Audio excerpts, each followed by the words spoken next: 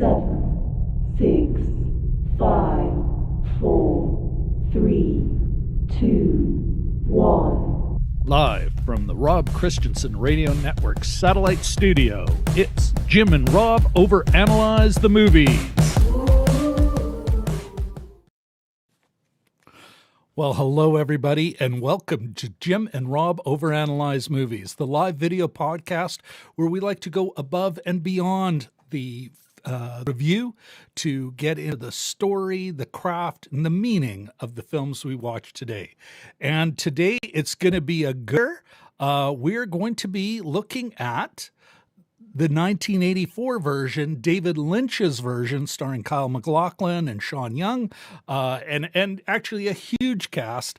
We're going to be diving deep into that as we're on the eve of Denis Villeneuve's adaptation of Dune coming out later in October.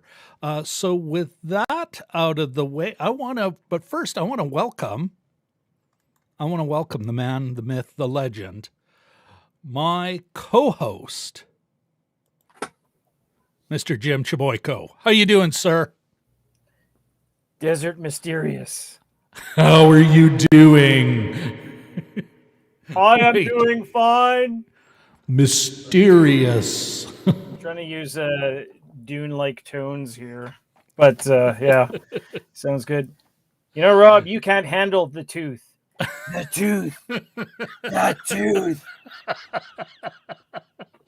The tooth. Sorry.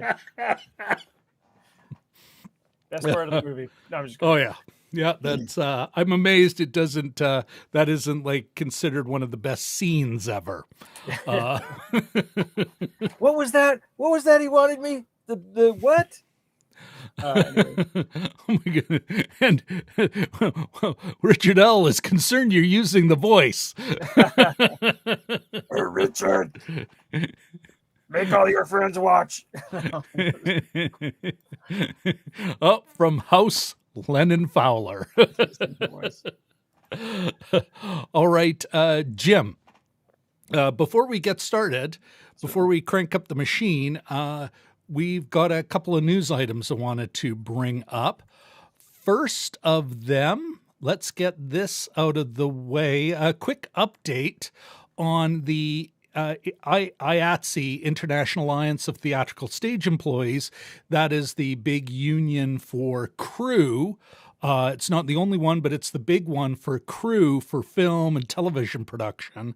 Definitely the biggest Hollywood union. And we've got a couple of news items here, Jim. First of all, it looks like, bear with me, get that out of the way. Looks like the International Cinematographers Guild, Local 600, basically every camera operator, every person who touches the camera is in Local 600 in the United States. It's also the largest IA local, has voted to unanimously back the International's request for a strike mandate. So this is, I'm interested in hearing what you think, Jim, but this, I think, is a big move towards actual job action. Mm-hmm. What's your take on that, man?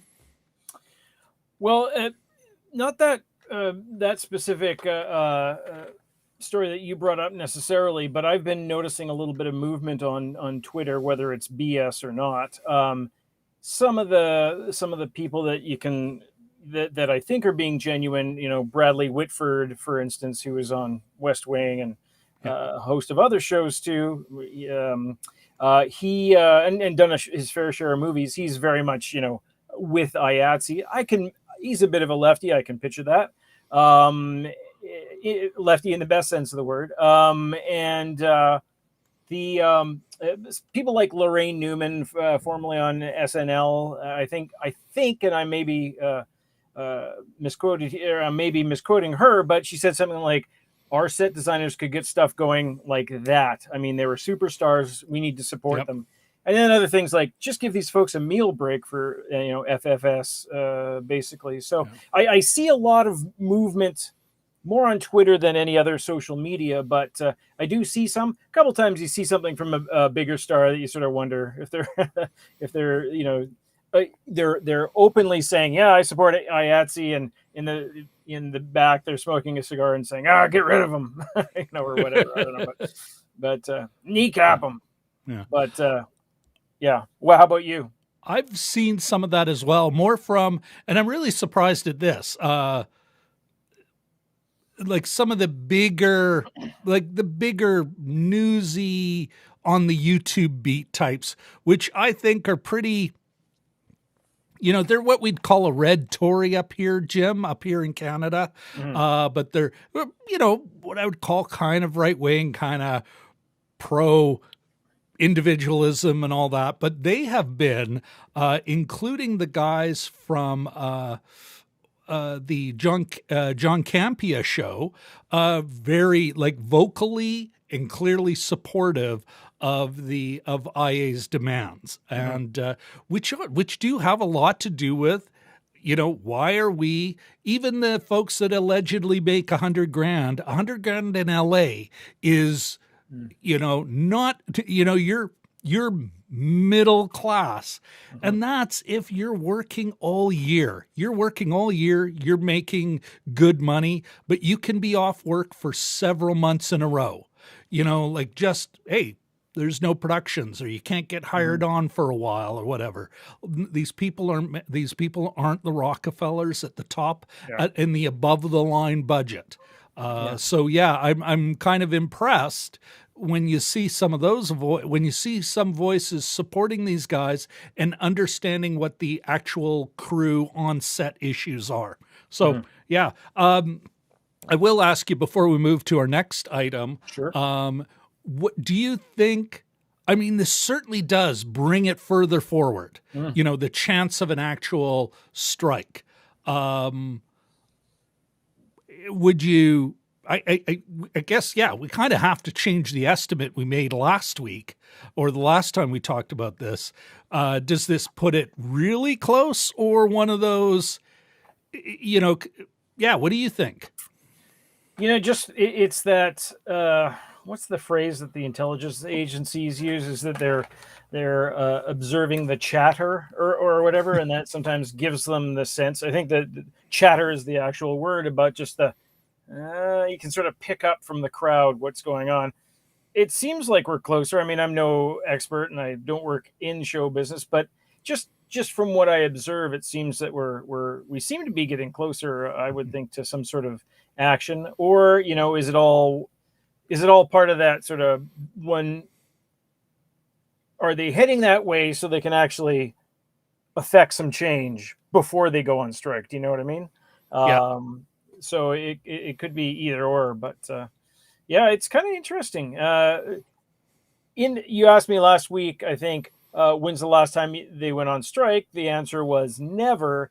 And I realized then, after I've read a few things, that there's been SAG strikes, Writers Guild, and there's been other strikes, but not IATSE. So yeah, that would be certainly interesting, I think. Yeah, well, and that's it. It's interesting if you dive a little deeper into labor action in Hollywood and just some of the way it's almost like pattern bargaining or sector bargaining in Europe and sector strikes in Europe. Or I'm thinking maybe even a little closer, what happened back when auto was the big three. And there was Canadian auto workers in Canada and the auto workers in the United States. And what it would happen is they go, okay, just like the Writers Guild would kind of set a pattern. If they won the strike, all of a sudden a lot of the big gains that they made would be put in other people's contracts. It's like, wow, if you're giving the writers that, we're not going to get away with not giving X, Y, and Z.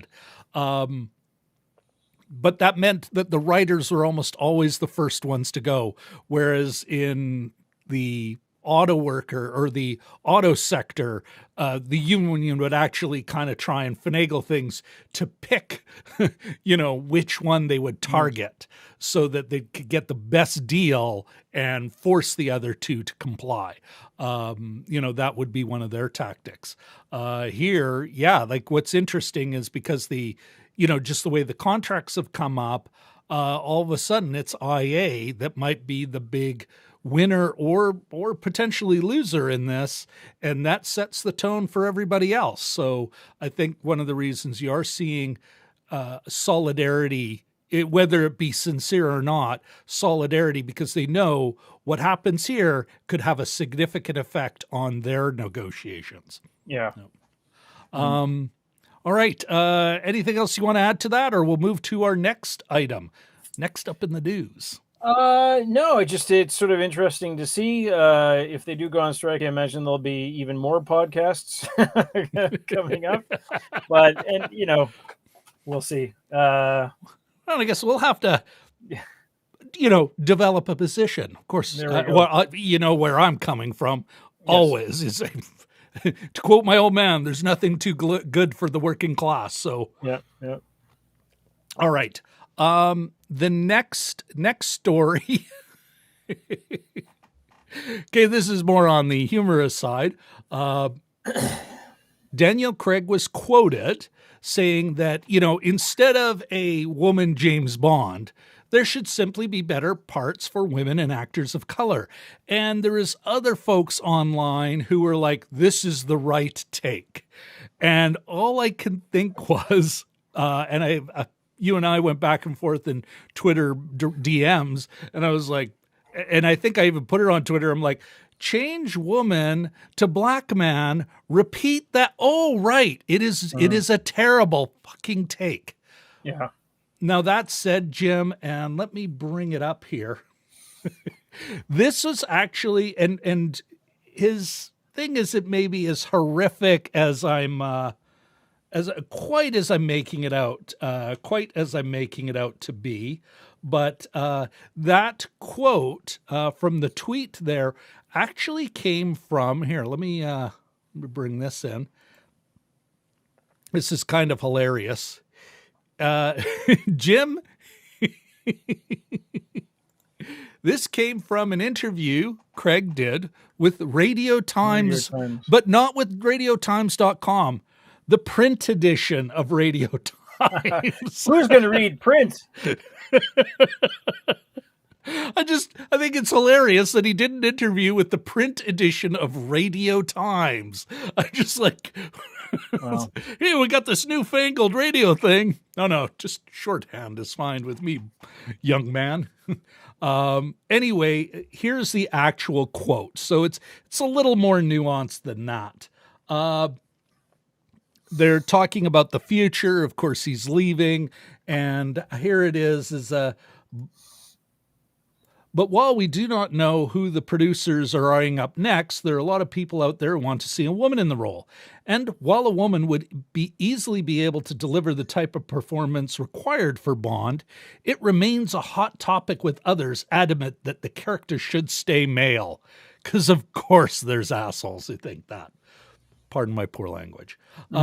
Craig himself has an opinion on the matter, too. Of course he does. Okay. Daniel, sleeping on the couch tonight, Craig. Here it is. It's like, this is hilarious. Weighing in his own... Here. So here's the key. Here's the Craig key phrase. Yeah, it's like...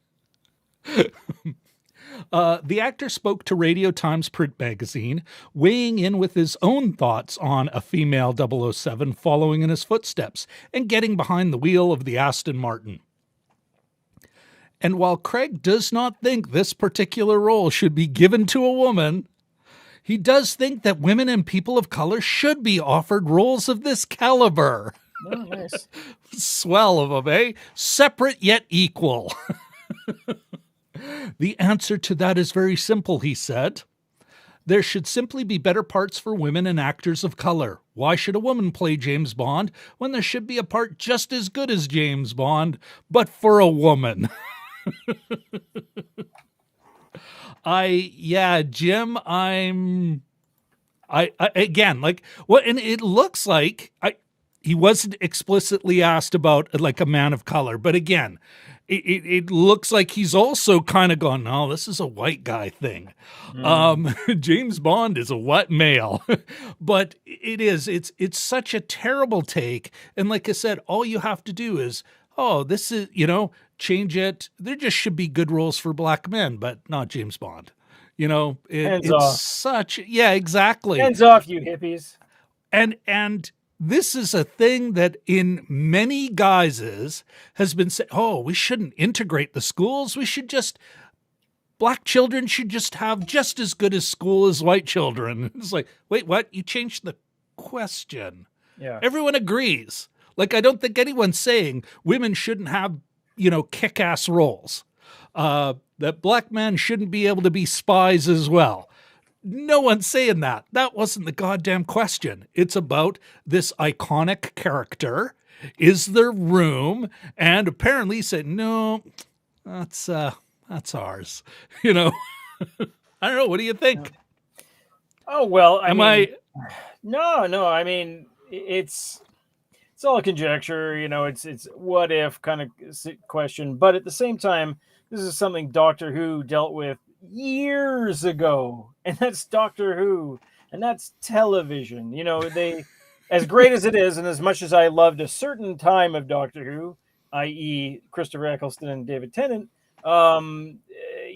they took that plunge because, like James Bond, you have an ongoing character that's played by different people. They've built it into the character of Doctor Who in that he's an alien that only if he, he can be killed, but instead of being killed, he transformed into another being. But yeah, I mean, is it the screwing that we have a trouble with, or is it, women driver in it? Is it like what?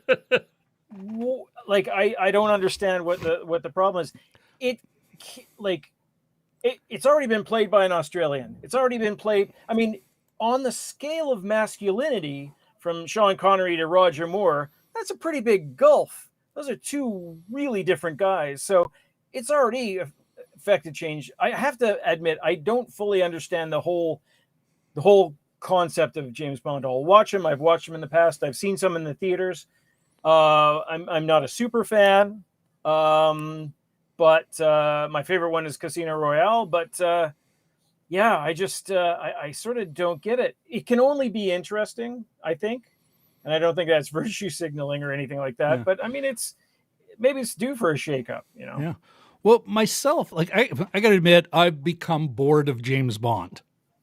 Not bored of the genre though, but bored of James Bond. And part of it is we've seen so many, it's hard to actually kind of reset yourself with a new one. And you just kind of, it becomes really easy when you're watching these. You go, I've seen this before.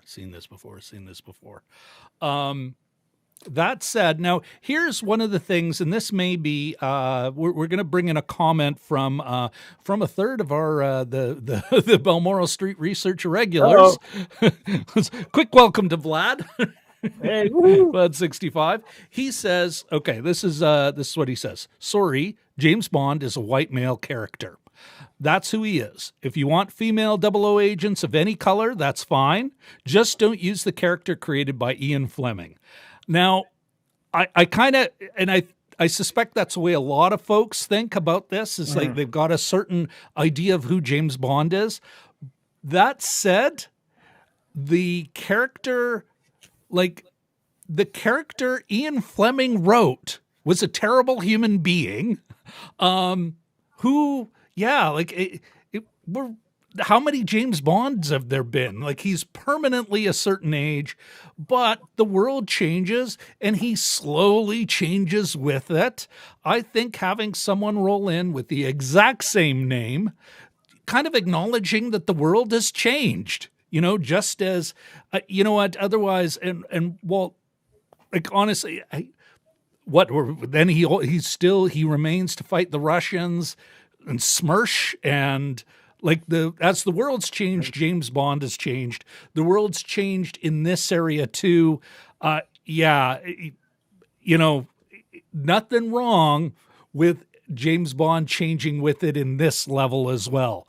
I think also, yeah, it's one of those things where if you're saying, well, but you can't be this, when, let's say, we, the white male, white men, saying, oh, you can, well, that's all we've ever said. You can't have this. Go make your own thing, or we'll make you a little thing like it. That's all we've ever said. And a lot of people are just saying, we'd like a share of that. And it's like, what is so important about James Bond that we can't let this one change, adapt to the new world?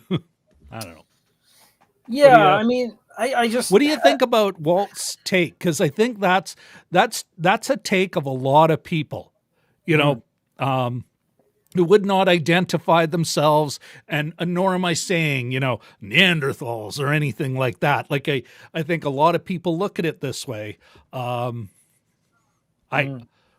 With all respect, Walt, I think you're wrong. That said, Yeah. My earlier comparison of Doctor Who, they've built that in. It's actually kind of a little genius clause, is that this is part of his process. Anytime his body gets injured, he just metamorphosizes into somebody else. Mm-hmm. Looks the same, has some of the same memories and stuff, but it's actually really genius if you're going to have a series that lasts 50 years. With James Bond, Roger Moore, again, is different than Lazenby, which is different than Dalton, which is different than Brosnan, which is way different than Sean Connery. Well, you look at Roger Moore and just the whole almost campiness of the character that fit the 70s, super well, and early 80s. And Pierce Brosnan, some of those were basically he was telling dad jokes the whole time, and he was just, he's just making some aside to Halle Berry or whoever. I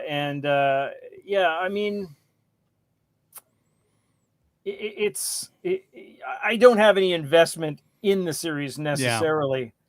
It'd be interesting if they're, if they could change it up. Is he stuck? Would he be stuck being a white male? Well, that's sort of that. Yeah. I mean, Ben Kingsley is an East Indian man, right? His name's not even Ben Kingsley. But, say back in the day, he probably could have played, if he's probably a little more handsome or something. But he's kind of dashing. But he could have probably played Bond, right? But well, this is, I think, part of the problem. And going back to the authorial intent, Ian Fleming's been dead a while, and it's what is. To break it out, to get at the truth of a character, to have some fun with it, to grow the character, much like people have been doing for decades, if not 100+ years, what people have been doing with Shakespeare. Regardless of his authorial intent, we look at Shakespeare, we're forever reinventing Shakespeare and our take on Shakespeare. Mm-hmm. You know what I mean? And that's Shakespeare, Yeah. So why not this? Anyway. And left-handed cast of Romeo and Juliet, sacrilege! That's my left hand, by the way. So. Keeping the joke consistent. Fantastic. All right. Let's move on, though. We don't have a lot of time. We've got another treat for you. Of course, we're getting to the end of the month.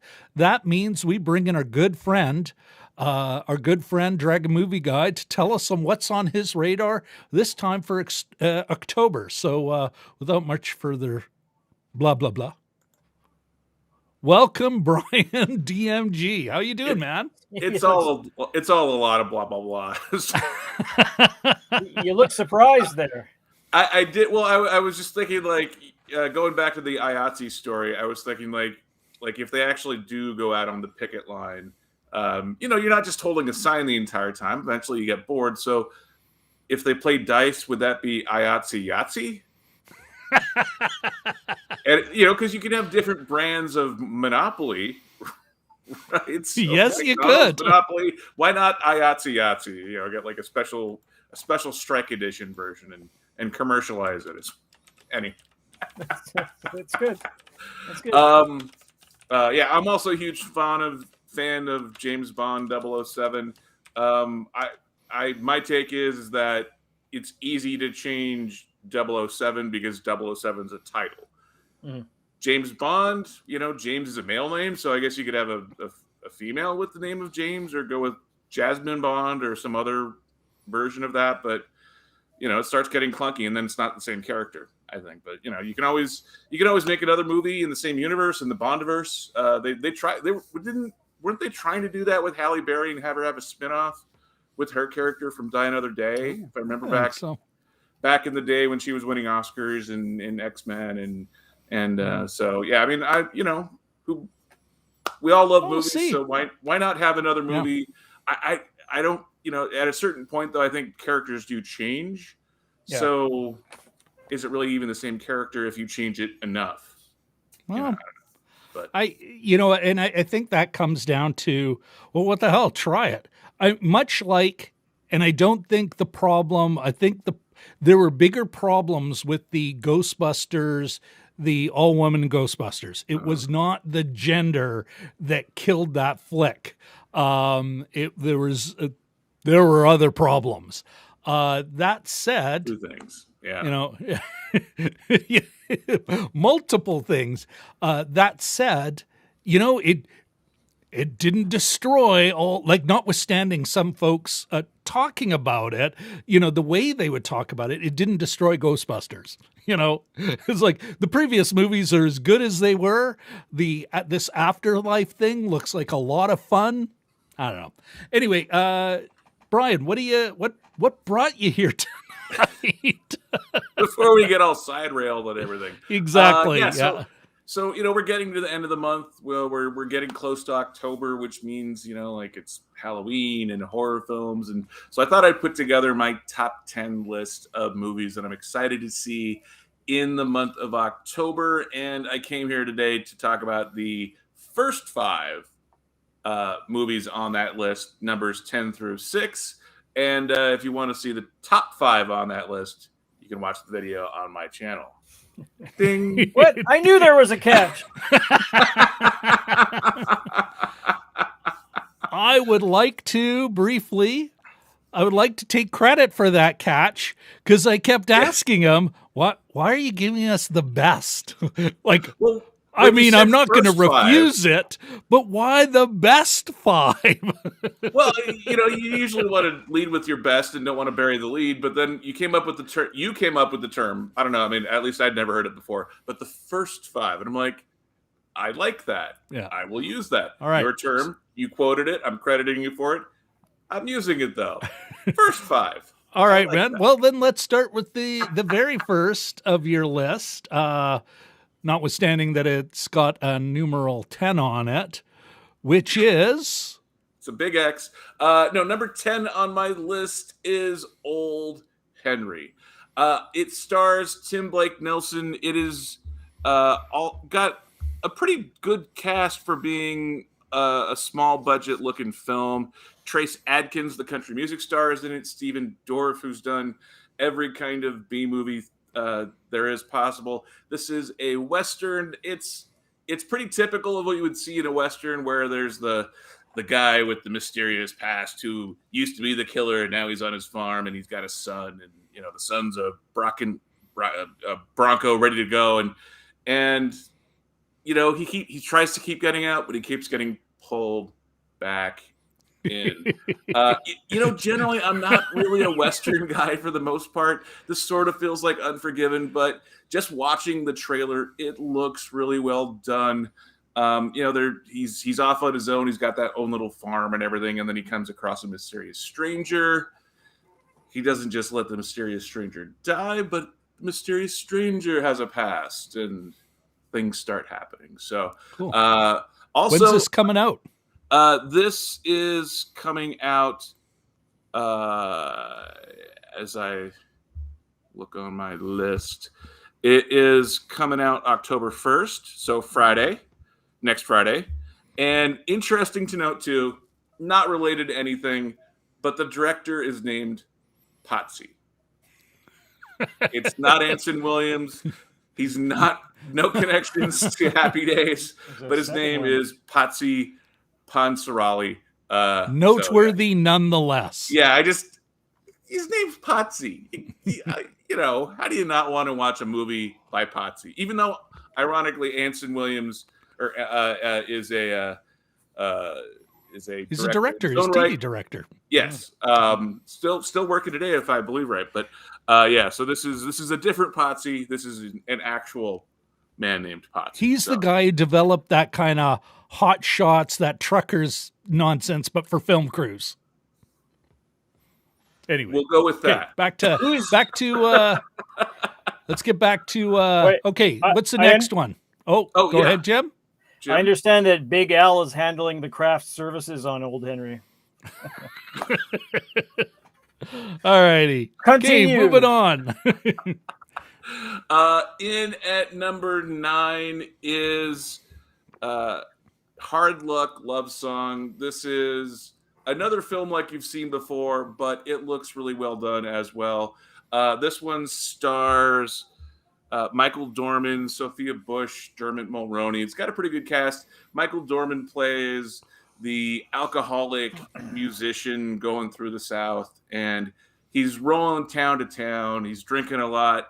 He rolls into this town, and he's trying to be a pool shark. And as one does. Yeah, and to make some money to go drink some more. And it just so happens to be Sophia Bush, who's his ex. It's her town. It's her. What are the odds? Her scene. Yes, that's amazing. the luck. But it looks pretty well shot. It's a like typical small town America. There's a lot of country music in it, which is again not usually something that I go for in a film. But there's something about this film that kind of jumps off that it's the story that we've all seen before, but there's an honest new take and a good feel for it. So I'm always up for a good character study and a good character movie. So that is my number 9 on my list. And that one comes out. Wheat. Oh, yeah, sorry. When does it come out again? October 15th. Cool beans. October 15th, exactly halfway through the month. All right. Number 8? Is that what we're on? 8 is one that we've heard a lot about. We've seen a lot of trailers for it. It's got a lot of buzz. It's one that was at the Toronto International Film Festival, north of the border. But I couldn't review it because I wasn't up in Toronto myself. So I have not seen this yet, but it looks really good. I love the cinematography, and this is Last Night in Soho, starring Thomasin McKenzie. She was one of the actresses in Jojo Rabbit, and Anya Taylor-Joy, who of course was in Queen's Gambit, and she was also in that last X-Men movie that took like 5 years to shoot. Thomasin McKenzie. The New Mutants. Yeah, the horror film version. It was not bad, but you could literally they would walk down the hallway and then they would turn the corner and they would be 4 years older because they had to go back and do reshoots. Anyway, but Queen's Gambit was one that got a lot of awards, Emmy Award nominations and stuff. And Anya Taylor-Joy's in that one. Thomasin McKenzie was in the Oscar film. They're both kind of in this one together. It looks really well shot. The idea is Thomasin McKenzie is in London. She's a fashion student. But for some reason, she starts seeing flashbacks to the 60s or to an elevated version of the 60s. And she sees herself as Anya Taylor-Joy. And it kind of starts to morph, and reality starts to morph from there. It's done by Edgar Wright of almost Ant-Man fame. So talented director, talented cast. Baby Driver. Like a lot of fun. Sorry, what? Baby Driver. Baby Driver, a lot of stuff. Scott Pilgrim. Exactly. Yeah. And also interesting, Diana Rigg is in this movie. This was her last film before she passed away, too. So just a lot of different reasons to of see the this film. Avengers and New Avengers fame. Yeah. Mrs. PL. Yeah, the British version as well. And that one comes out on October 29th. Cool. Quick question for you.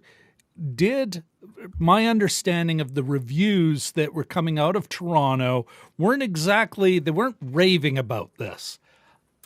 Did that affect your ranking on this, or you're like, I'll judge for myself? You know, I in general am not a avoid spoiler person kind of thing. I, bring it all on. Like I've never seen a single episode of Game of Thrones. Talk about whatever spoilers you want. It's not going to affect me. This, however, was one that I've been really looking forward to. So anytime I've seen a headline, I'm just going to go, oh, going to see that myself. And which is weird for me, but yeah, I've generally been avoiding those headlines for the most part for this film. Cool beans. Yeah, it's a little inconsistent for me, but I just, there's something about this film that looks like it could pop, or I could be 100% wrong. It could fall flat. That's why it is in my first 5. It's not in my top 5. Might be a reason. Okay. All right. Number 7. Number 7. It's October. We've got to have a couple of horror films, true horror films on this list. This one is called Night Teeth. The main characters, the top credited characters listed on IMDb are Sydney Sweeney, Megan Fox, and Alexander Ludwig, who are all people we've heard of before, but they're not really the 3 main characters, at least as we see in the trailer. The 3 main characters that we see in the trailer are played by Lucy Fox, Debbie Ryan, and Jorge Lindeborg Jr. Jorge Lindeborg Jr. is the only guy that I've heard of before. He was in Bumblebee. He was Haley Steinfeld's friend, the kind of guy who's stuck in the friend zone in Bumblebee. That's the only place I've seen him before. I believe he was a Disney star other than that. But he is the driver. The concept is that they hire a couple of attractive female vampires, hire a limo for the night. They go around town living it all up. And he's sort of the guy who's stuck driving them. So it's a little bit like Collateral. I was just about to say I couldn't remember the title. I was looking it up. Yeah, the Tom Cruise, Jamie Foxx film. Yeah, this is obviously not nearly as highbrow. It's just a fun vampire type film, and they go around and they vampire it up. And the way they set it up in the trailer, we don't know whether he will survive or won't survive, but they're playing it up like it just might be his last night on Earth. So that one. Oh, go ahead. Oh, no, I was just going to say that one comes out on October 20th. October 20th on Netflix. So straight to Netflix, right there in your queue. Just put it in there. And I think that looks like a lot of fun as a good horror film for the horror movie season, Halloween. I'm with you. I'm hoping it's fun because I am looking forward to this one myself. Yeah, okay. Campy enough and a lot of fun. Young, sexy cast, all that. So, right. Okay, now we're at the last on our list, folks. It's the last on our list, but if you want to see the rest of it, you know what? You're going to go down to the link and make sure you subscribe to the man who has just, before we move to that, you just hit the 150 subscriber mark. Good on you, man. Thank you. It's been a year and a half. It's been a lot of slow growth, but I've met so many good people. I've gotten to, I've made so much progress. I'm covering movies with ReviewNation.net, which is a local company here, and I'm going to the premiere on Tuesday of the film that's number 6 on my list. So then let's hit it. Or not the premiere, but a screening. I'm going to screening of Venom, Let There Be Carnage, or Venom 2. Tom Hardy, Woody Harrelson, and Oscar winner Michelle Williams. in this film. It's always hard to see, like, because so many of these films have been pushed back a year and a half, even 2 years in some cases.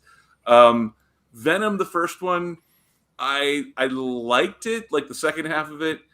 That film was a lot of hit and miss, a lot of trying different stuff, which is weird at the feature film level. But the best stuff of that film was Tom Hardy as both Eddie Brock and Venom, and then him arguing with himself when they're joined up together.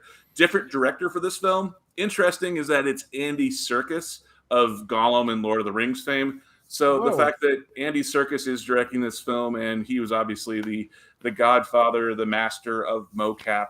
I don't know if those are his actual titles or not, but the fact that Andy Serkis, who probably knows that technology better than any. He was a pioneer, yeah. And the fact that he's been doing it longer than anyone, knows it better, works with all the people at Weta. I don't know if Weta produced the effects in this film or not, but obviously he knows what's capable. He knows what the strengths and the weaknesses are. So I think visually the idea of Andy Serkis being involved as director with this sequel, I like the idea of that as well. Cool. Just a lot of fun. Venom, Venom as a character, I think a lot of people like Venom more than I do, but it is something that's different. It is the Sony Marvelverse. They're going to eventually tie it together with Tom Holland. Too many Toms. They're going to tie it together with Tom Holland and not quite be the Marvel Cinematic Universe, but kind of alongside and next to. So this is a good step in that direction.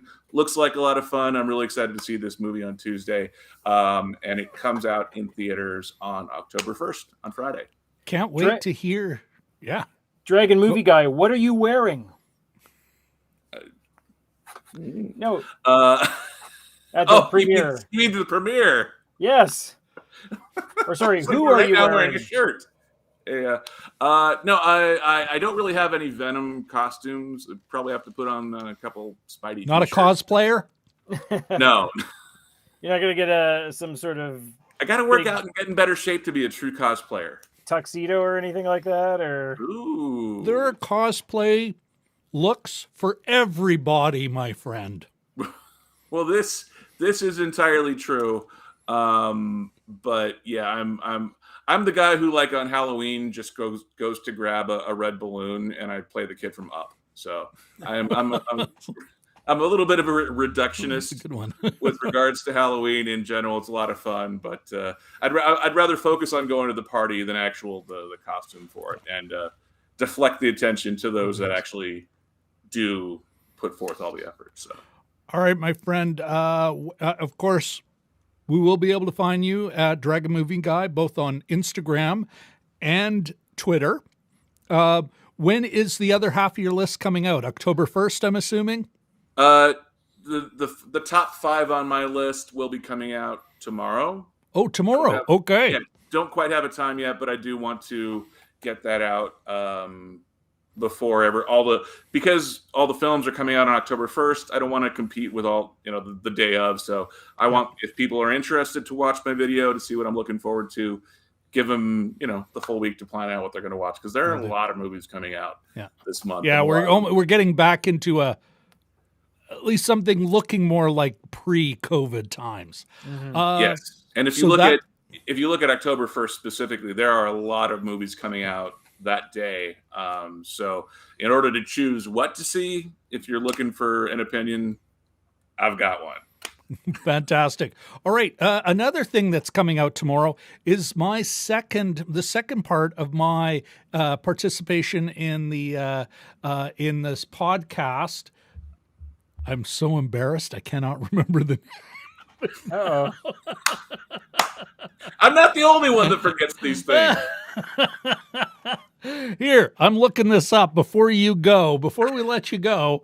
I gotta plug my BS as well. Where the heck are we? Oh yes, the Sean Geek and Fast Fret podcast.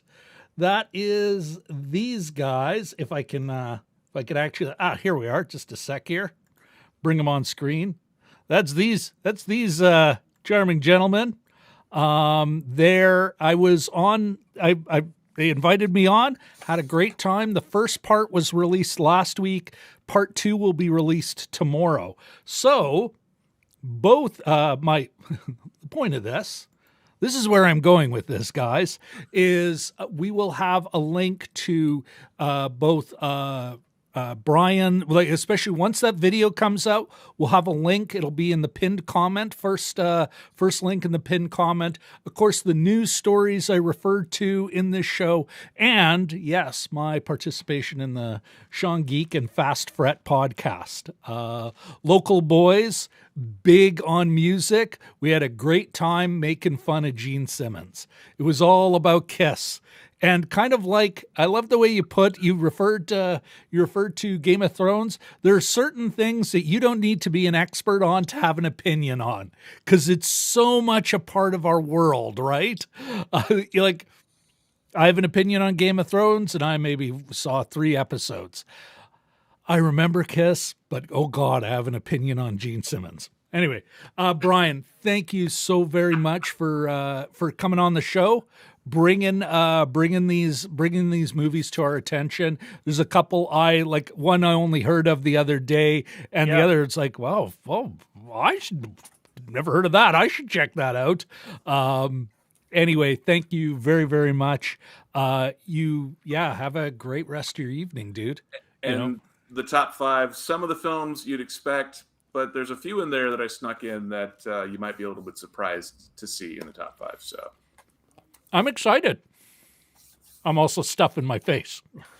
I've really gotten into baking. I've gotten back into my bread baking. I baked an awesome loaf earlier. So you're not avoiding the carbs then? Does it look like I ever said no to a carb? Ever? It's also subliminal advertising. Thank you. Yes and yes. All right, guys. Okay, Brian, thanks again. And you'll be back on the show. Thank you for having me. Appreciate it. And looking forward to the Dune discussion. Cool. Cool beans, man. Without irony, go Seahawks. Yay, look at that. Supportive, even wore the hat for you. It still hurts, but I thank you for the support. All right.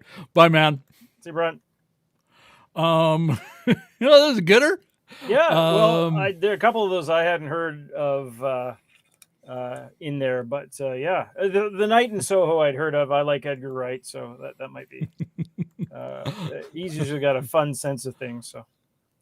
And here's Walt 65 with a bit of a zinger. It's those photos of bread with sex airbrushed in. Okay. First, folks, before we get back into the swing of the show, I want to shamelessly ask for a like. And of course, we'll beg you later, but I thought I'd get that one out right away.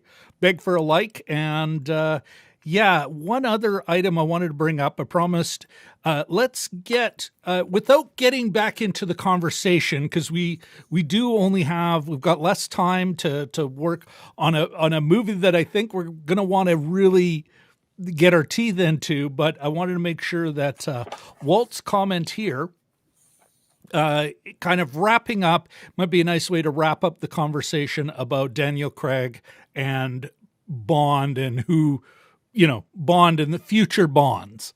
Vlad65 says, I'm coming from a guy who saw Goldfinger in a theater as a kid, and it was a somewhat transformative movie experience. But the series has fizzled as it had to, given the character's dated origins. And I think that is, you've got a good capture there, Walt. I think that is a great way to end our conversation on that for now, Jim? Yeah, absolutely. I remember, the ones that I saw in the movie theater were like Moonraker. So I don't think it was quite the same quality, but Roger Moore was my Bond. Mine Looking too. back, it's like, why? Oh God. Yeah. Nothing, Oh. you know. I've got a little bit of affection when we did the Forbidden City tour. You put little tape on, you put the headset on. It goes, "Hello, I'll be your guide. I'm Roger Moore." Oh, that's Wow. nice. Yeah. He used Yeah. to do a little audio tour, but anyhow. Okay. All right. Well, Jim, I'm gonna. Let's get the show. Let's get the show going. Of course, folks, yes, today we are looking at, as I said in the description, on the eve of the much anticipated Denis Villeneuve version of Dune. We're taking a look at what was, if my memory serves, a much anticipated at the time version of Dune, which was David Lynch's version from 1984. The log line from IMDb is: a Duke's son leads desert warriors against the Galactic Emperor and his father's evil nemesis to free their desert world from the Emperor's rule. Which, actually ain't that bad as far as log lines go. It was written, it was directed, and the adaptation was written by David Lynch. The screenplay was written by David Lynch. Of course, it's based on Frank Herbert's book Dune, and of course, multiple sequels after that. It stars Kyle MacLachlan, but it also stars, we got Francesca, who may have been my first character crush, like adult character crush, as I would have been 17 at the time.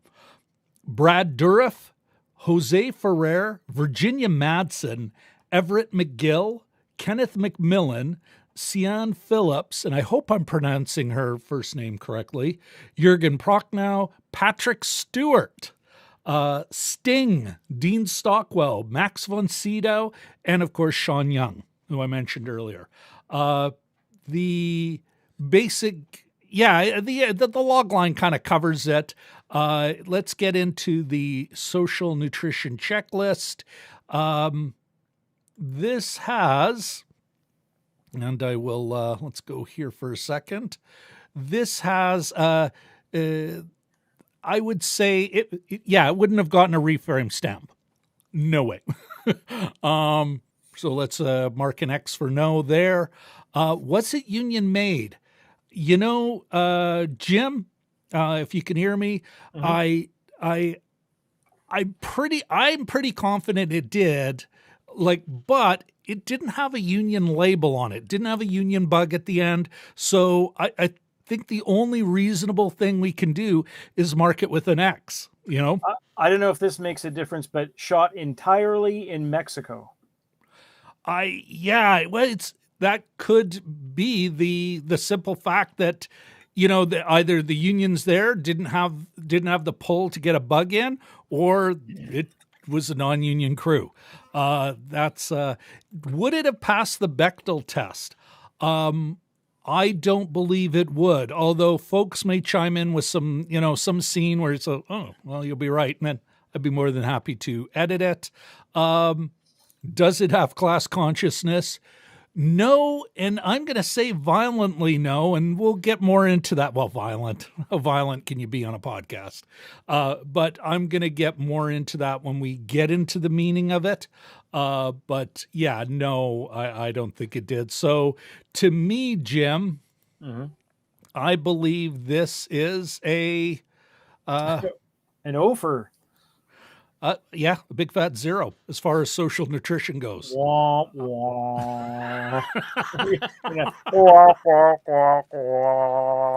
Well, maybe this is, maybe this is, this is certainly foreshadowing for my quick review of the thing.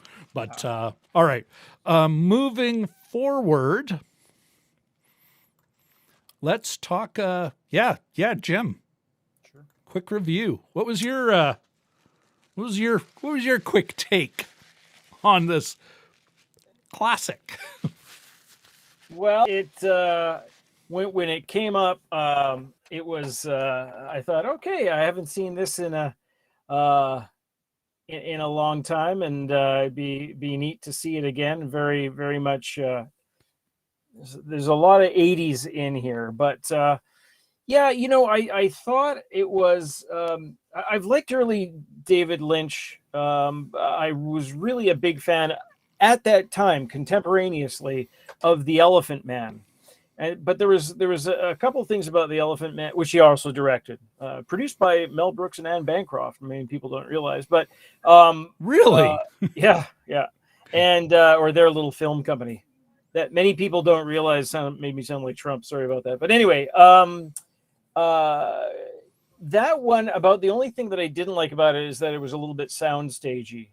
Like you didn't feel like it felt like you were filming in the Winnipeg Museum, that old thing of the 1920s community. This one had that same kind of flavor. Like it felt very soundstagey, and it a little bit. There was a lot going. I mean, it's such a huge movie, and there's a lot going on. There's a lot to discuss. Couple quick things. The look of it is now the look. I mean, the production design is pretty great. Like it they have the big wooden hall. In some ways, the sets. I'd say that some of the sets. Continue. Okay, No, I'm biting so that I don't interrupt. Yeah. Well, Plus, it makes for good television. Yeah. Yeah. It's like the Norm Macdonald last week going, when he's thinking. Anyway, you have the big wooden sets and the Atreides, I can't pronounce that. Atreides. Thank you. Their home Caladan. planet. There's a couple other things going on. But overall, it felt to me that it seems in retrospect that Lynch was in over his head. I read something earlier today that he wasn't particularly interested in science fiction. Kind of shows. At times there was almost too much.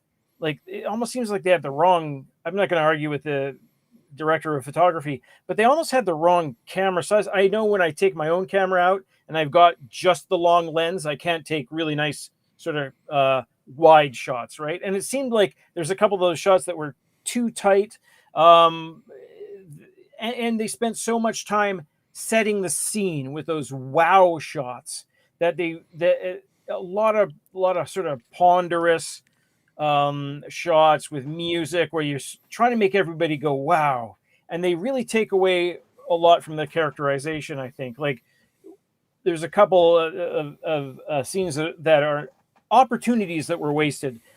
They think one character's dead, they made up with said character, and it's really not that much of a reunion. But it's sort of all over the place. You probably needed more than one movie for this. I think there was issues in production with Final Cut, etc., etc. There were some things I liked about it, some performances. Kyle MacLachlan cuts a really nice figure as the hero. I didn't want to punch him. That's usually a good sign when the that's your bar.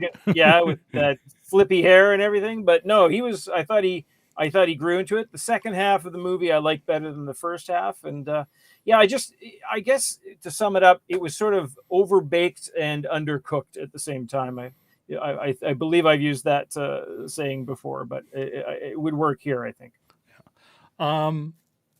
Myself, Jim, I am surprised. I remember I was excited about this coming out. I had read the books, the books that had been published to that point. And I saw it and I was like, if memory serves, I was vaguely disappointed, but you kind of get into something. You're like, you shop for the good in it, right? Yes. Yeah. Almost 30 years later, actually more than 30, 36, 37 years later, I was shocked at how disappointed I was. How I thought this was, and that's, when you're talking about the cinematography. Yeah, I'm like, the craft, you never know where you are in place, except where the Harkonnens are involved. Most of the movie is got a monotone look, a monotone feel. It's a ton of voiceover, including what they're thinking. It's almost at every point, it's like, we'll just do some voiceover. hey, you know, can you ADR what you're thinking so that, you know, because we're not sure the audience is going to get it. I can't say I was bored all the time, but mostly because I was like, well, this will be fun to talk about tomorrow night. Yeah. But yeah, if I was just a regular watcher, if I had just seen this, I would have been bored a lot of the times. I was never, you know, Kyle MacLachlan, you know, it's like, sympathetic, kind of like they don't establish these characters. They introduce us to a million. It's really difficult to kind of get into any of them. The only one, and this is where one of the reasons why it's not just a bad movie, I think it's a really bad movie, is there are a couple of scenes that all of a sudden it's like, oh, the filmmakers came out and said, oh, we're going to pay attention. And that is everything to do with the Baron Harkonnen. Then all of a sudden you get the big wide shots. You get a lot of color. You're established first. So when you zoom in, it makes sense that you've pushed in on a character and how grotesque he is and everything. And even that is terrible. And it wasn't just, we don't need to critique it now like we're looking back and judging it. This is the height of the AIDS epidemic.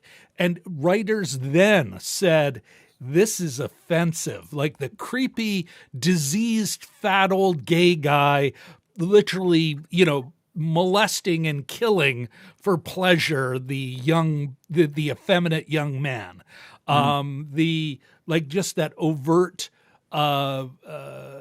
you can't call it homoerotic. Like it's almost like a corruption. And I'm not saying that David Lynch is a homophobe. What I am saying is that those are the scenes he actually seemed interested. They have the most going on. They are the most cinematic. Everything else, it's like, well, I'm bored, you know, and the love affair between Paul and Chani, I guess they're in love now. Like you said, there's so many other relationships that are given the shortest of short shrifts that by the end of it, I'm like, this is a bad movie. This isn't just a failure or there's bad, I'll get into my nitpicking when we're talking about craft, but I was like, yeah, I could not, in good conscience. Yeah. Say, go see it. Other than a curiosity, something earlier in David Lynch's career, and also to kind of, this is why Dino De Laurentiis isn't known for making a lot of big art. Mm-hmm. He makes big movies, but not necessarily, wow, that changed the way I saw cinema. Anyway. Yeah. Exactly. At any point, did you feel transformed? Did you feel brought into it? Never. And here's another question, sort of a little bit off the cuff. How much did this make you appreciate Star Wars even more? Yes. Okay, let's put a pin in that, because I was thinking not just of Star Wars, but of Return of the Jedi that came out in the same year. The Sarlacc, all the other gory things. We will come back to this when I talk about the sandworms in craft. Okay, we are about to jump into. We're about to move forward, but I do think it is time to properly welcome everybody in the chat. Of course, we've already, but we did not give Richard and Katie a wave. So, Jim, we did not. Walt did get a wave, but we also have some other folks. I do believe I saw Curtis Judd in the house. I did as well. Good to see you, Curtis. But of course, that was shortly after our man in Kuwait City, Jelly Duck. Jelly Duck. Good to see you, man. Yeah, we've got the chat's pretty active. Looks like we've got a lot of strong feelings, strong opinions on this flick. So let me. Fear is the mind killer. I thought another one that would be good on poster. We're in the spoiler zone now, folks. For the new movie, and it would be you can't spell Dune without nude. I'll bring him in. We're not going to show you, dude, but just being provocative. Okay. All right. Craft. Mm-hmm. Want me to kick this part off? Yeah, sure. I have feelings. Oh, go ahead. Yeah. You know what? It's almost like there are two different movies.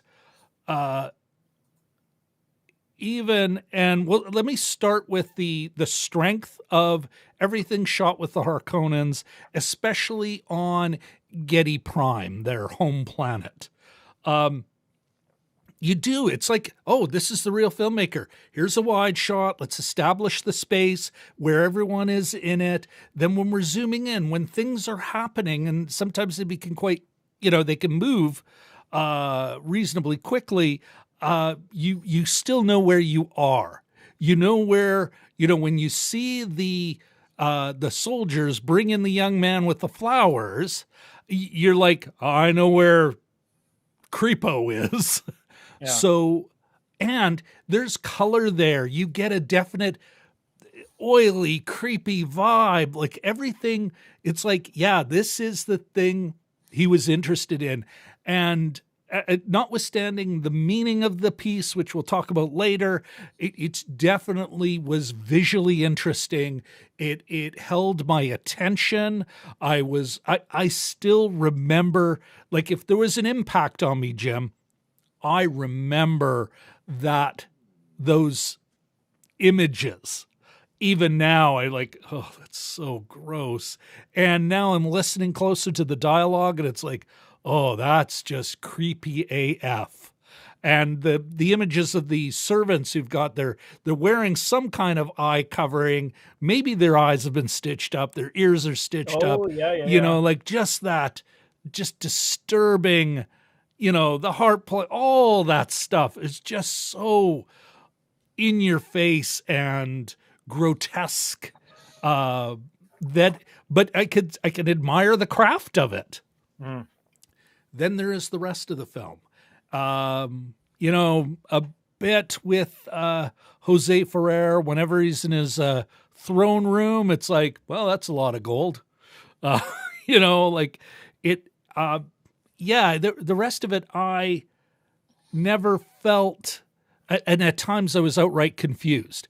If you're in the palace in Arrakis, it's like, I don't know where I am in this place. I don't know how anything works. The radio room, oh, look, the scanners show, and we see some lights cross, and it's like, well, what the fuck is that? Even and now this could be a bit of, some of these films shot in the 80s on film do not survive high def, never mind 4K. Yeah. Where it's like, ooh, I'm seeing a lot that I maybe shouldn't have seen. But even a lot of the production design, I think, other than Getty Prime and maybe a bit of the Imperial Throne Room, I didn't think it was that good. I think some of the effects were like the chroma keying. It's like, Star Wars did better 7-8 years before that. Mm-hmm. Like it looks like a bad key. Again, I want to give a little qualifier on that, Jim, because I am looking in HD. It hasn't been remastered. It's hard to see Star Wars, like unless you're lucky enough to have a VHS or do what I do and go on the dark web to get the fan recreated. Hey, this is what it looked like before Lucas revisited and did everything to it. It's hard to see Star Wars as we saw it then in 76 or 77, and even when it came out in video in the 80s. So But I'm only cutting it a little bit of slack. I thought it was bad keys. Some of the stuff looked like models, like it just did, like a Ray Harryhausen classic from the 60s. But how Harryhausen kind of got, well, you better put some color in there. Nope. And there's the worm.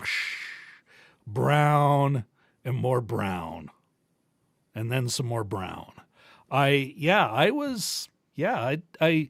you know, the craft, even the performance stuff, and I won't lay it on the performers. This is a directed piece, but I wasn't wowed by anyone, you know. Although I'm still, I rediscovered my character crush on Lady Jessica. I mean, worthwhile too. Francesca Annis was like, although who knows, this may have like kind of destroyed her chance to, you know, she went back to where she came from, British television, but it's not like she went, oh wow, that really launched my assault on America. Not, you know. Anyway, yeah, everyone was fine. It was José Ferrer was fine. They were all fine. Yeah. Sting, a bit of stunt casting, which sure, let's bring a rock star, you know. Yeah. Although, interesting note, apparently they were already, including Sting, on the thing where he reveals himself from the shower, because sure, as Newt. Now that is loyal to the text of the book. Harkonnen is a sexual predator, did have an inappropriate and incestuous lust for his nephew, but, you know, at the same time, it's like, okay. Anyway, apparently they jammed out at the last minute, which is why he's wearing that ridiculous Wonder Woman bathing suit or whatever. Yeah, like Wonder Woman's belt buckle, but bigger. That looks uncomfortable.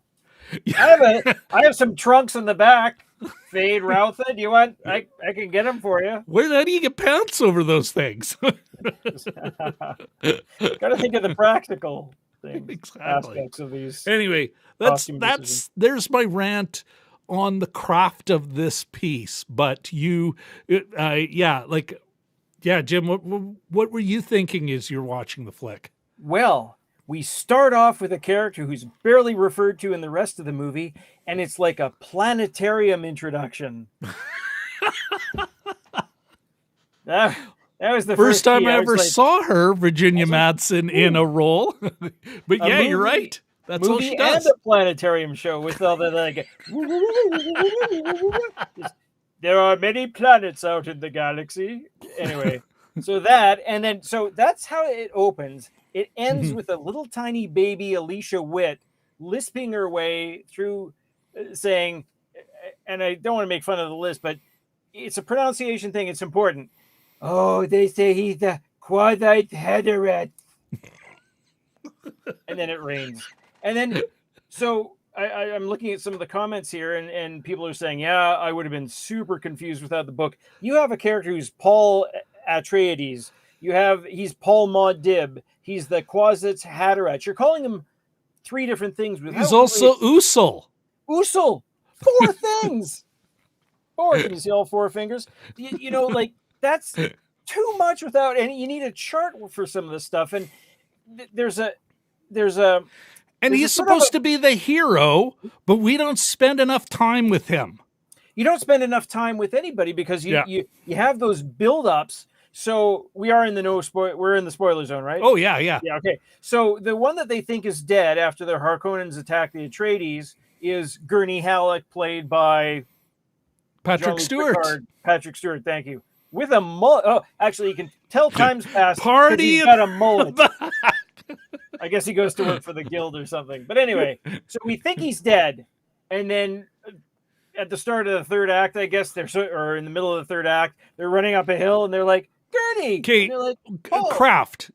Anyway, but no, in terms of just wasted opportunity, in terms of how you place that, how you film it.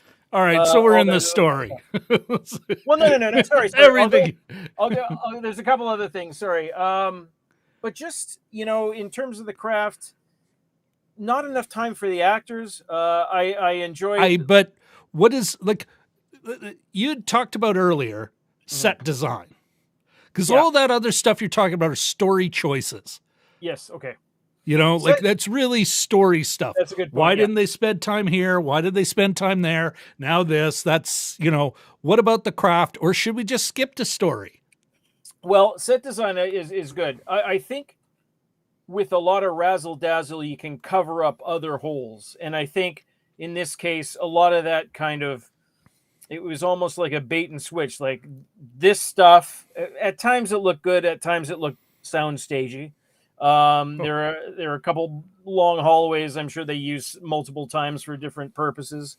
And I just thought that like the throne room is one setting. I don't know.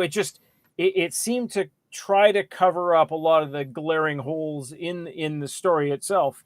But not even, and that, I'm not really including special effects in there too. I mean, you're talking about chroma key, the chroma key issues. Some of the explosions I thought looked like they'd been lifted from another source. I mean, that's another bad key, like another bad composite.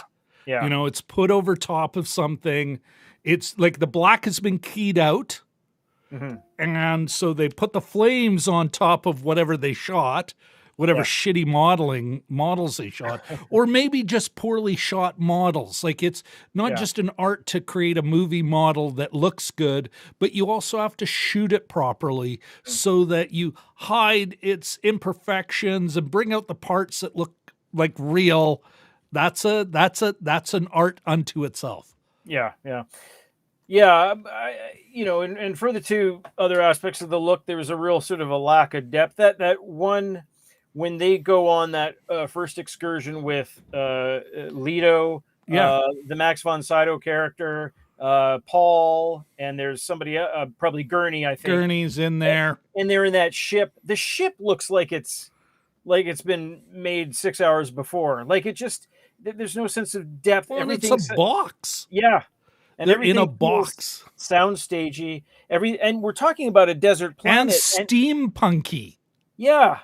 Which they never really kind of, okay, is this the aesthetic we're going? No, we're going to have sound things and whatever. Yeah. Anyway, sorry. Yeah, no. But it just, there was a real inconsistency and I could have used, I made a note about 45 minutes. There hasn't been a single shot with natural light, where we're talking about different planets and ideally the outside, you're talking about, the elements and everything and of this, of Dune, of Arrakis.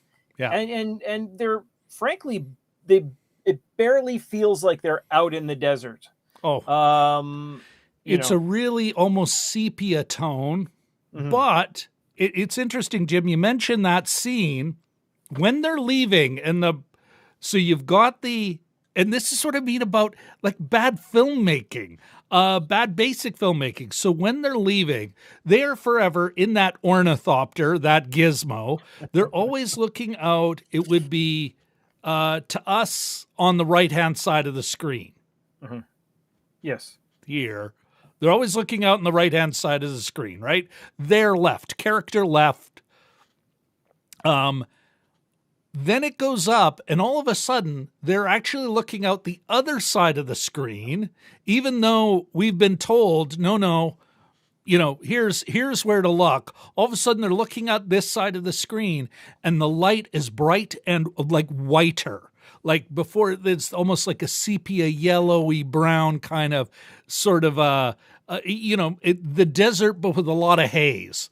Yeah. Like we're in Shanghai or something, a lot of bad, but like a lot of haze and brown and tanny, but not there. And I was like, well, this is just a mistake.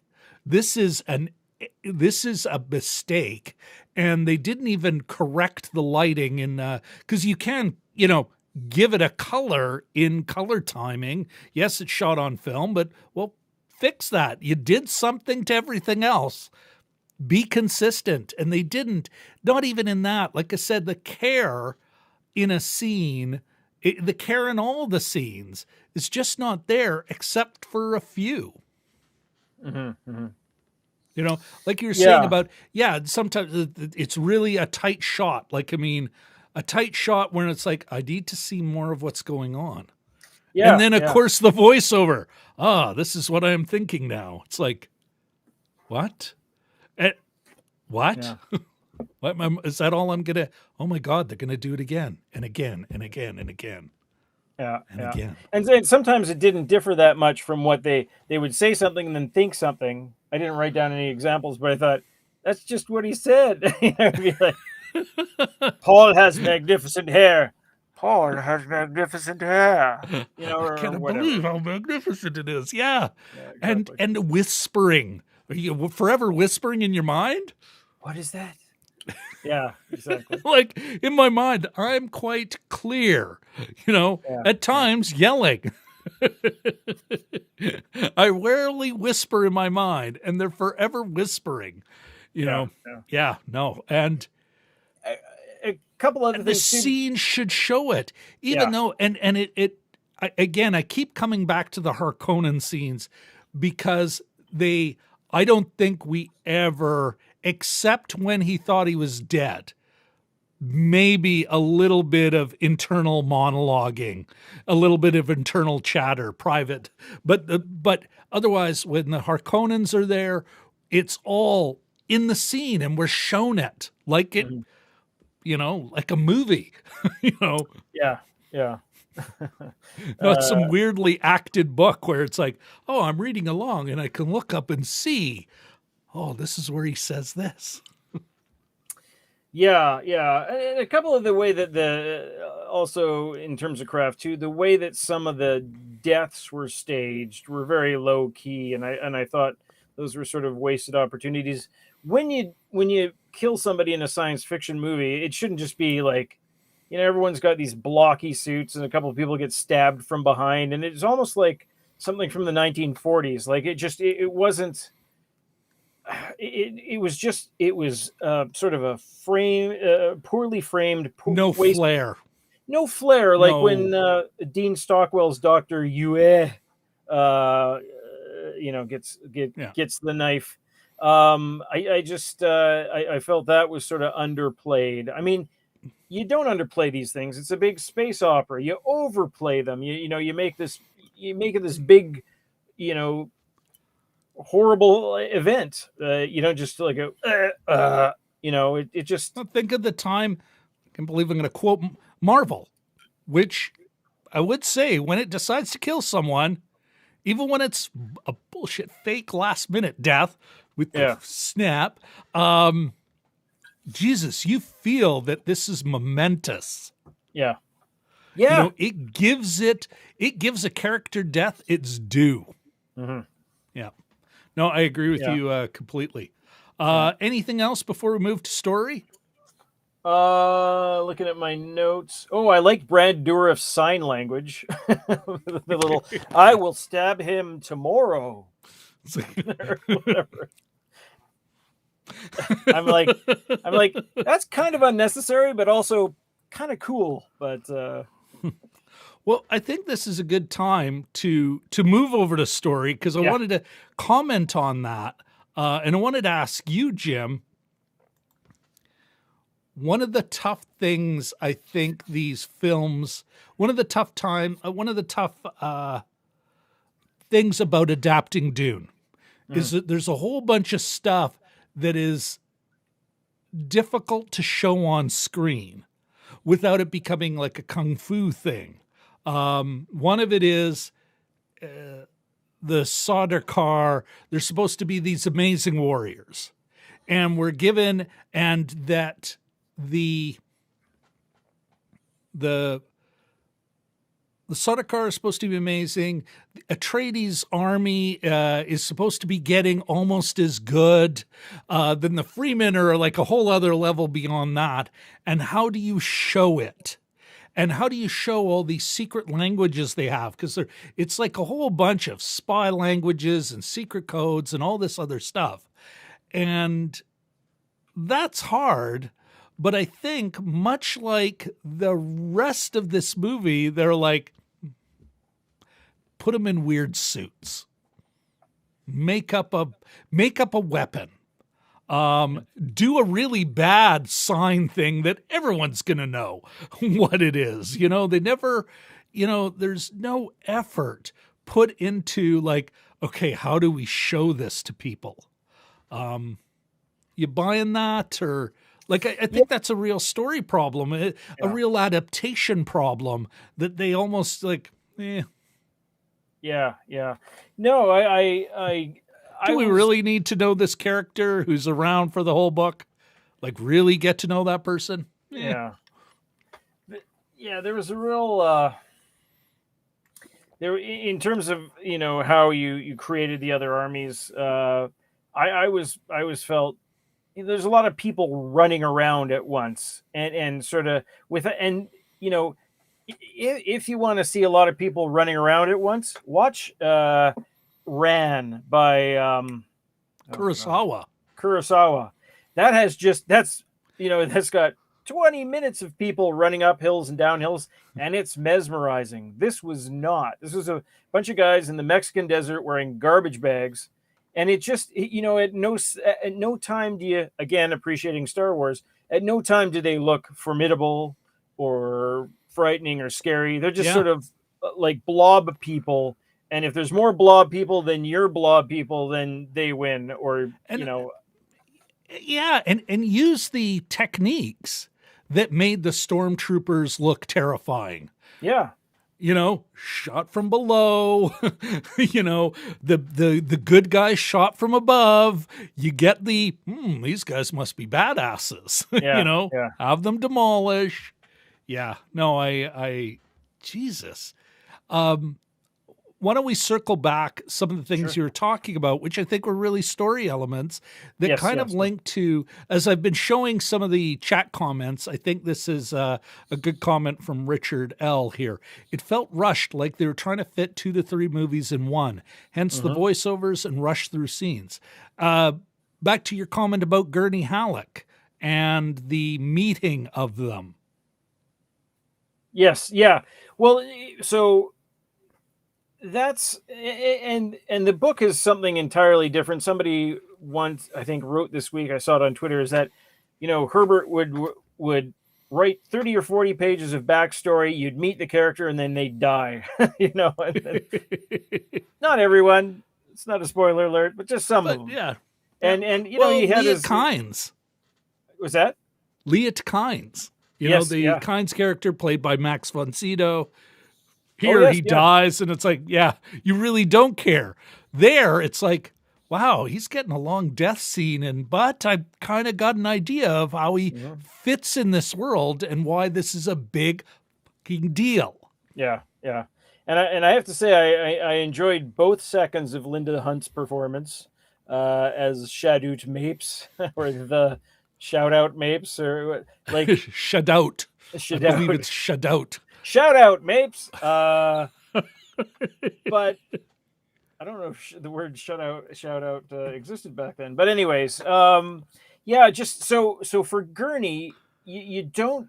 I mean, we're told who these people are. You see them interact with Paul.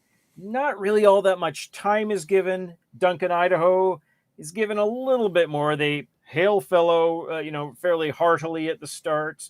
How's my favorite student? That kind of thing. But so you barely notice Patrick Stewart, and he didn't really register. This is one of those things. Is like, oh yeah, he was in Dune right after you got to know him as Jean-Luc Picard. But and then they run into him again in the third act, and they're like, "Holy cow, we thought you were dead." Big emotional moment. And sort of a wasted emotional moment. Like, it was just like, hey, so how's it going? Well, you feel like when, you've met someone, you've known them for a long time. Mm-hmm. They haven't maybe given you all of their backstory, though. As we get older, that just gets bigger and deeper. And heck, I've forgotten half of my backstory until something happens, or, I never told you about this. Well, anyway, let me catch you up. Mm-hmm. So you're with that person, then they run into this from their story, and they're hugging, and this is the audience. It'd be just like you going, okay, should I be here? I don't know what's going on. I Yeah. don't really get this. Didn't know they were that connected. Yeah. Yeah. Which is a failure of story. Yes. That they didn't build these characters and make sure we understood these relationships. Mm-hmm. Yeah. And that's something that even in the most basic Keanu Reeves movie, he goes, gets coffee. Hey, he knows the cafe owner. How's it going, Joe? Oh, pretty good, Dean. Blah, blah, blah. You know, that kind of, you sort of, it's filmmaking. It's even, basic filmmaking 101 is that you sort of establish these things. And I don't know even if they did that. They took the time to do that. But yeah, there's obviously this needed to be longer. Apparently Lynch didn't get the final cut, so who knows what it would have been like if he did get it. But do you think, though, and this is not to bag on him too much, I'm willing to cut him some slack, but let's say he had another 30 minutes of footage, maybe it would have fixed at least some of the. It might have. Okay, I've got a better idea of what's going on. I'm a little less confused, but I don't think it would have been. Who knows? We might have just gotten more grotesqueries from the Harkonnens. Yeah. Like, I don't like the rest of it. What they left in doesn't look like there was a lot of care. Yeah. Like. I would have liked to have spent another half hour with those navigators. Well, and this is what, like, going back to my point about the tough choices they had to make. One of the ones they did not have to make is turn the guild navigators into that thing, which costs money and time. They are only referred to in this kind of, they're out there and that's where they fit in this world, but they're barely characters.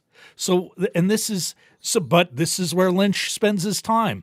Got to make sure I have that really creepy thing that was never mentioned in the books. The best you can do is they have super black eyes because they're all so spice addicted. They've ingested so much because a false contact falls out. This is late in the last big scenes of the book. So they didn't have to do that at all. Not at all, but they did. They chose to do that, and it's like, well, then why are you phoning it in on all the other stuff? Less time on that guild navigator, which you look at it, that's still a big set piece. Yeah.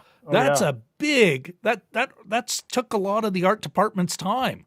They're but we really want to make the Atreides thing, really work. Never mind. Give me more creepy guild navigator. That's what I need. That's what this movie's about. That's what the kids like. Exactly. And that's the heart of the story problem is it's like you intellectually understand it's about Paul Atreides and his journey. But does the movie really show you that? No. It obeys it touches the absolute minimum to move it along. We never get time with the Fremen. We never get an idea of how the Fremen live, even though that's so colorful in the book. Yeah. But, we get the creepy guild navigator. We could have done one scene of the Harkonnens just to establish their vileness and then move on. Nope. We get plenty of time with that. Yeah. Meanwhile, the hero, his love interest, nothing. His friends, nothing. The choice he has to make. And even that, it's the lowest stakes choice he does. And he's got people around him. And did you feel like, wow, this is a momentous turning point in the film when he drinks the water of life? Yeah, not so much. I bet you the only time you've remembered the scene since you watched it is when I just mentioned it. Here's the log line. Boys takes a drink in the desert. And he's like, he pops up. So you never get a sense of the risk he's taking, how this could all go sideways. Like, and why should we care anyway? It's not like the story was building up to this momentous moment. Well, imagine if you hadn't read the books and walking into this cold and you hadn't done any research. I don't think it would be at all. It'd be at all coherent. You know, and I think that's the thing. A lot of times there's a real fine line between, you know, advancing your fantasy science fiction story and just throwing a bunch of gobbledygook at the mumbo jumbo factor, right? Yeah. And the higher the mumbo jumbo factor is, the more you get away from being able to transport your audience. I think we've talked about it in this house a lot. Is that just like too much mumbo jumbo? Just break it down. Like, you know, Star Wars had the Force. It wasn't until later, and it's a thing that binds us together. Bingo. Next scene. Done. Cut to. No, Madib, Usul, Quasis Hederich, Paul, you know, just give it just make it, because you're streamlining it doesn't make it dumb, you know? No. And you're making it coherent. So that's, I think, one of the aspects that the mumbo jumbo, the gobbledygook factor, very high in this one. And hard to follow. And I feel bad for anybody who is maybe forced into this to say, watch this without having any kind of idea. I don't think it would be interesting or, you know, watchable even.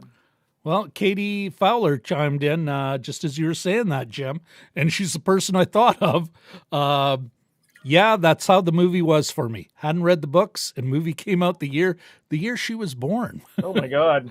Whereas her partner had read the books. How did he put it? Richard says, I have read the book, and that helped me understand some of the story.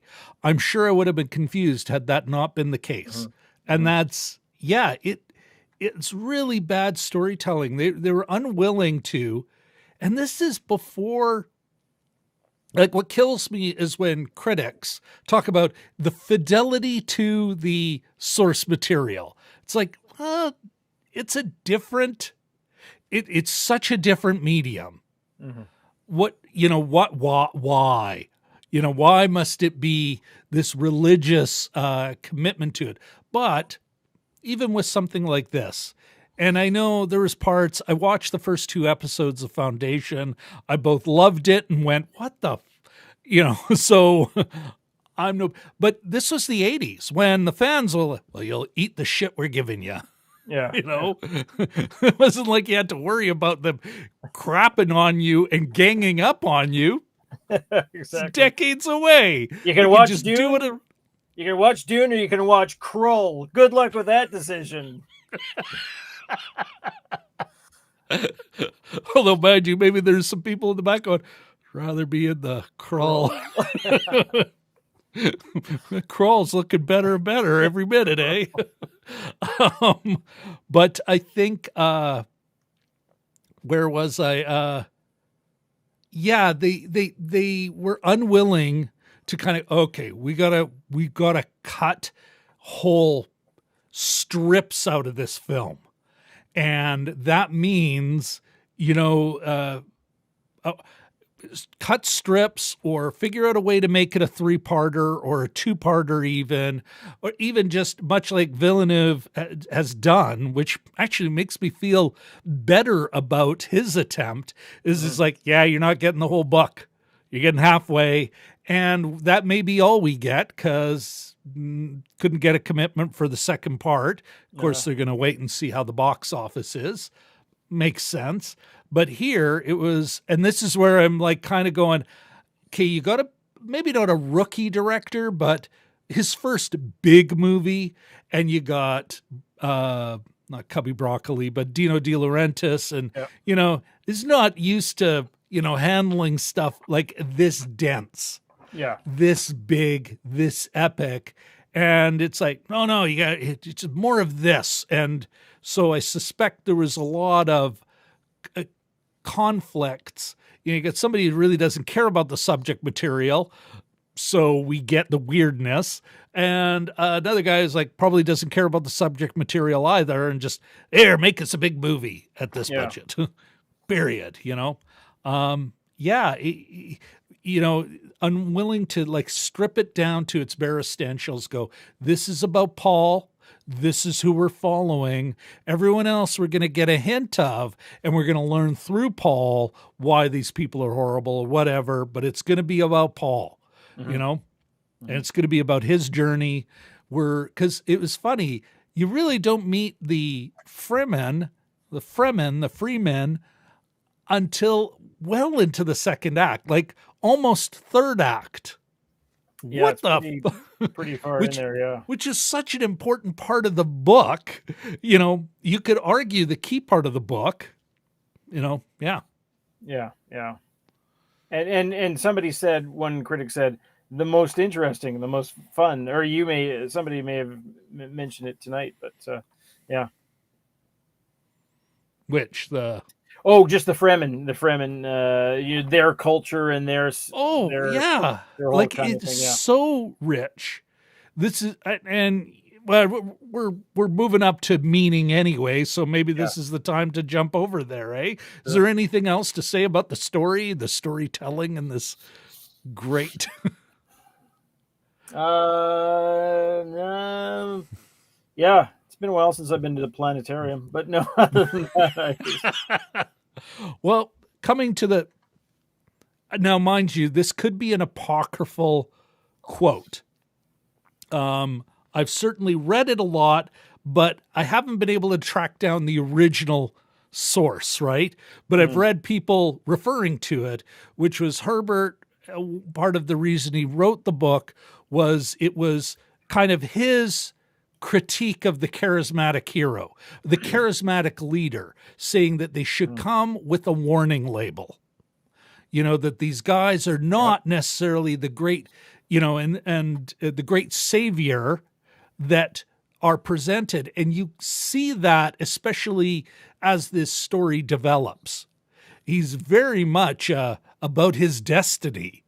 And although he becomes Fremen, the Fremen kind of all of a sudden, they get kind of taken over by him, even though they were already moving in the direction they wanted to go, let's say, as a revolution, as reclaiming their homeland, however you want to describe it. And I think that is lost in this adaptation. The idea that there's all these political forces that trap all these other characters playing those political games, whether they be in the nobility or in the guild or in the Bene Gesserit or the emperor, that they're all trapped in a context, and so a lot of their behaviors are, they're forever lamenting their lack of choice. Because their only choice is basically to ditch the whole thing, to go rogue, and leave the known universe. Did you get any of that in this? Yeah, no. Did you feel that? No, the complexity and everything, no. We don't see the Fremen. We don't get the political complexity. All we get are, some really creepy, and again, it is in the book, so it's not totally inappropriate, but the grotesqueries, the relish in the Baron's creepiness. Well, okay, we get that. And it's like, you almost want to go back to 84 Lynch and go, Jesus, man, you know how this looks? Yeah. Because people were pointing it out then. Even then, they're like, this looks homophobic. This looks like the worst of fear-mongering that we're seeing out of, this is 84, Reagan is getting his second shot. The Reagan era rejecting of, how many gay men, IV drug users, hepatitis, this is when the Red Cross across the world was going, well, we'll just keep pumping the blood. How many people died? because politically no one wanted to accept, gay men, of course, the LGBTQ, two-spirited, the rest of the alphabet that I cannot remember, hadn't been really talked a lot about, but people were talking about it then. And the lines were clearly drawn. Could he not have done something to kind of go, yeah, this is different? Give us something. And he didn't. Nope. So we're left with the meaning that, well, being a creepy old gay guy is bad. There's diseased and they kill. It would be fun if we put Kaposi's sarcoma right on his face, right for all to see. Yeah. No, it was, bad optics there, guys. Yeah. Now, that said, it's not, again, David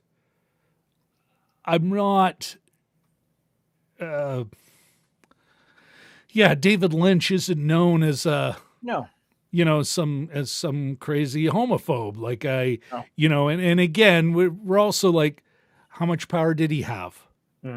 Is it like, who knows, right? We weren't on set, but still, you look at where he spent time, you got to wonder, right? Yeah. No, the meaning is a tricky one here, because I think we're only getting some of the story. Like, Paul has a few challenges or obstacles to overcome, but basically he's on his way up. We don't necessarily know this one. I was looking at that one too. Yeah. Good one, Richard. But continue. He does his journey is, this is just obviously one part of it. As this month, I just got it in the mail, strangely, on Wednesday, I think, the newest issue of Wired. And they've got a whole section on Dune and it's sort of its role in the culture and that sort of thing. And they say, well, Paul is the hero, but it doesn't last long. Ultimately, what happens, what he does leads to the deaths, the science fictional deaths of 60 billion people. Yeah. So this is just part of the story. So in terms of finding meaning in this, you're watching the rise of somebody who ultimately is compromised. But if you read in the books, the seeds are already there. He is trying to avoid something. He doesn't want to make a choice. And it's unwillingness to make that harder choice that sets up that, society-wide conflagration. But it's right there in the first book, and we don't even get a hint of that here. Yeah. He's a god who can make it rain, which is like, also, what? So it's, we better end it on a showstopper. Maybe we'll give because Frank Herbert was alive at the time. Yes, maybe they gave him something. They gave him something to go, what? I didn't write that, to hide all the other failures, he didn't live too much past this movie, so I wonder if that played any kind of role. But I'm just kidding. I'm being facetious. But here's Walt, and I think this is Walt says, I don't see Lynch as homophobic. Just going back to that for a quick second. I just think Lynch was always interested in the ugly and the unsettling. I agree with that. I think, though, that there are, again, I want to go back in time and go, get your head out of your ass. Appreciate you like this shit, but you're going to need to tweak it, because read the newspaper. Look at what's going on, and there's this kind of idea that the artist doesn't have to be affected, where we make a fetish of artists kind of go, but this is my truth. No, you live and work within a context. And if you're saying something like that, you better make it fucking clear. Or people who, here, we'll give you the benefit of the doubt, but I'm sure there are people who, it's like it just reinforces stereotypes. and to say, well, I wasn't talking about that stereotype. It's like, really prove it, because Okay, then. it's there on the screen, right? Yeah, I think that, but I think that's a great point Walt made. You know what? And I think that's a great way to capture it. Yeah, I don't think he was either. That still doesn't mean we can't criticize him for that choice. Yeah. I would suspect, to me, it seems more like bad optics, or even one of those things where you just sort of, if you're surrounded by yes men, you just sort of yes yourself into a corner, right? And then it comes out and you're like, oh, I'm an award-winning filmmaking weirdo. It doesn't seem Lynchian to me to do that on purpose, but and that's exactly it. I don't think he's homophobic, but the work could still be labeled as that. Yeah. And again, it's not like I'm pulling 2021 morals on this. People then were talking about it. Not everyone, but enough to kind of go, I'm sure who he's with. I mean it. Yeah. Maybe I'll complain about not getting a cut. That's what I'll do. That'll get me out of this. What else? I mean, as far as that's a tough thing. It's so poorly told by people who seem to be almost have no interest in the story itself. Yeah. That it's like you could say we might actually have a movie where like they gutted any real meaning. I had any opportunity for meaning because they just didn't care. Yeah. If there was a meaning in this, I don't care. I had a 2-hour drive today, and I was thinking about this a little bit, especially the meaning part. And I almost think that you can't find a meaning in the micro of it, the person to person aspect of it, but almost in the macro aspect is that the Freeman, these sort of these people in the desert, and how they're underestimated, and how they ultimately, with the help of a godlike figure, come out on top. And so I think, if anything, there might be a little something about, it's almost Tolkien-like in the, even the hobbits counted for something. They're the ones that made the most impact on the Lord of the Rings. I'm not saying exactly. I'm saying a germ of that, in that these poor desert people that most people look down on, they ended up playing this gigantic role. And in the Wired sort of look at Dune, it's several articles put together, fairly brief articles. They say that there are massive parallels between Dune and Afghanistan and the forever wars that we've seen recently. So much so that there's a lot of people in the American military that sort of are huge Dune fans. And they often talk about it. Yeah. And this is where I don't think there's a Hobbit thing here. There's the meek. The Fremen aren't. This is why this film is so bad. Because in the book, you do not think they're weak. What you do realize is that the way let's call it capital R religion can be manipulated to set people up. Because this is a community that is set up for a charismatic leader to, exploit. And that's what they are. They have been, they got exploited by that white trust fund kid. They're exploited and taken advantage of. And we see that fleshed out in later books, but that they were already having their own fight and had a long view, and then all of a sudden it's kind of sped up and twisted and forced into, Paul Atreides' idea of what's going to happen. Even though he has a vision, and that we don't even see his visions, this almost mystic, a mystic cult leader who, with visions, with, almost religious visions about the future, although they make it a lot more sciencey than that. And the thing he's trying to avoid, he doesn't want the jihad, but he also doesn't want to pay the real price. And I won't spoil that, folks. That is in later books, but it is teased in this book, this idea of there is another option to skip the jihad, and he's forever trying to draw a line, and in the end, because he's unwilling to take an even darker path, he is stuck with jihad. And the Fremen, everyone gets chewed up by it, and that is, in a way, he is more of a tragic figure than he's a tragic hero. He's a failed hero, and you get a bit of that vibe in this book. And no way you get not here. No, he's a god who can make it rain. No.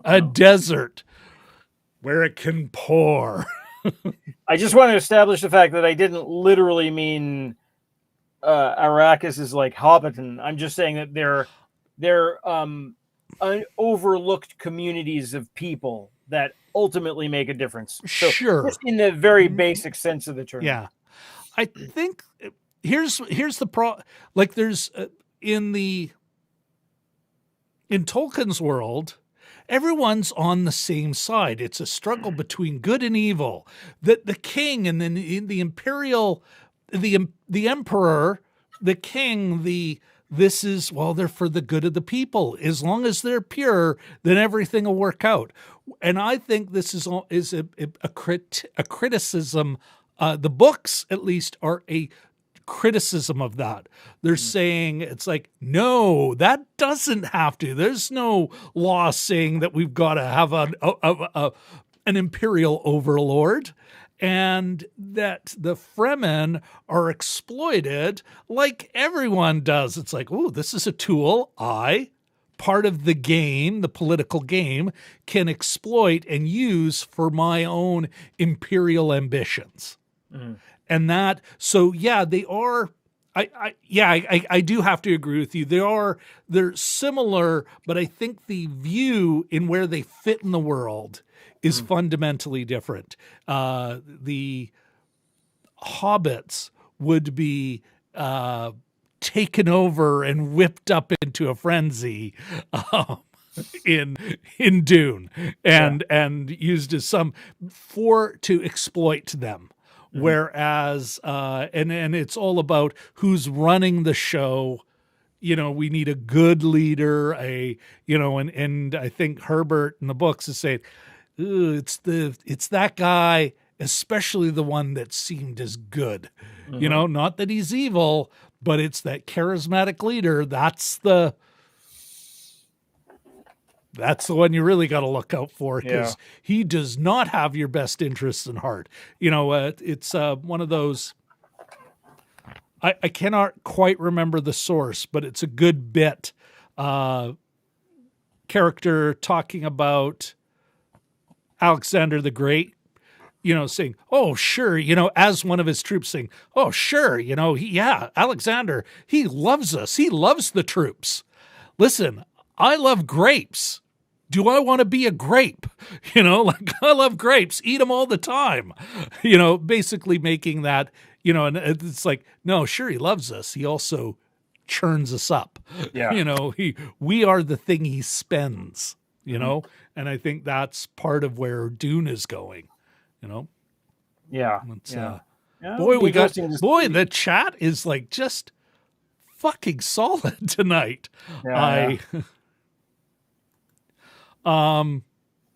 Richard L. says, the book struck me as a critique of colonial ignorance of indigenous peoples.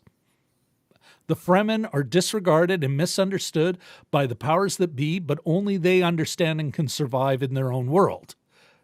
Absolutely. Yeah, that's definitely a big part of it. And going back to what you're saying, Jim, about how, some American soldiers who've had these experiences in Afghanistan and Iraq, are kind of gone, oh, this is just like us there, getting our ass kicked by the locals. Oh, wait, we're the Harkonnens. Well, and then they also compared how the Baron views spice, and that sort of like he's just looking at it as a money-making thing. Yeah. Ignoring the cultural aspect of it, which is what a resource to extract. with as cheaply as possible. Yeah. So that's it's really good. Yeah, it's this month's Wired. It says Withdrawal. It's a black cover. It's about withdrawal, which refers to a drug story in it, but it's further into it. It says how to build your own suit, your desert suit. What do they call it? Still suit? Is that what it is? The still suit. Yeah. Yeah. And then there's an article about how Burning Man was inspired not just by Lawrence of Arabia and a few other things, but also by Dune. to the point when all the crowds came and you could hear the techno and you could feel it reverberate through the desert floor. They said, "Oh, there's Worm Sign," and that is kind of nice little bits like that in it. Yeah. So. All right. Oh, we're over. So we got to move this thing forward. We got to move it along. Wow. And I don't think we've touched, like, we may have given maybe proper treatment to half of what's going on in the chat. Believe me, folks, we have been keeping an eye on it, and I think we've been riffing on it, but wow. Okay. First, let's, Jim, to move forward, let me, bear with me. Okay. First of all, shamelessly beg once more for a like. Perhaps subscribe if you haven't already. And last but certainly not least, let's ringy-ding that bell. I should ring the bell. That was a Dune like... He's ringing the bell. Why is he ringing the bell? Dune like internal dialogue. Okay, Jim, it is that time. Let's hand you the screen, and why don't you tell us what we're going to be watching next week? Well, we're going back. We're finishing off the classic that we started this summer. We're looking at Baahubali 2, the conclusion. That's correct. And yes, we will be, folks. We'll be doing Baahubali 2.